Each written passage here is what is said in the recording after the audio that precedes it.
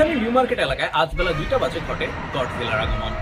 বাটপার দোকানদাররা আবারও ছোট মাপের লুঙ্গি বিক্রি করে ঠকিয়ে টাকা ফেরত দিতে চায় না, দাবি গডজিলার। ভেজাল কাপড়ের জন্য টাকা ফেরত না পেয়ে নিউ মার্কেট ত্যাগ করতে বাধ্য হয় গডজিলা।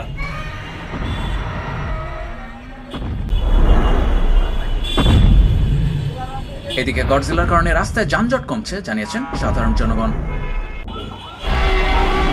গত বুধবার সন্ধ্যাবেলাও রাজধানীর শ্যামলী শিশু মেলায় দেখা মিলে গডজিলার।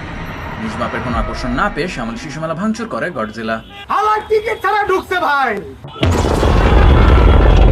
চিড়িয়াখানা থেকে 6 মাসের কন্ট্রাক্ট প্রস্তাবে অপমানিত হয়েছেন, দাবি গডজিলার।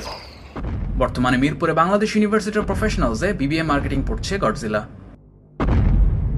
গডজিলা কবে যাবে, কবে আসবে প্রশ্ন আমজনতা আছে। কেউ আছেন ভয়ে, কেউ আছেন উত্তেজনায়, তবে আমি আছি সামিন ইয়াসার, জিও টিভি, ঢাকা।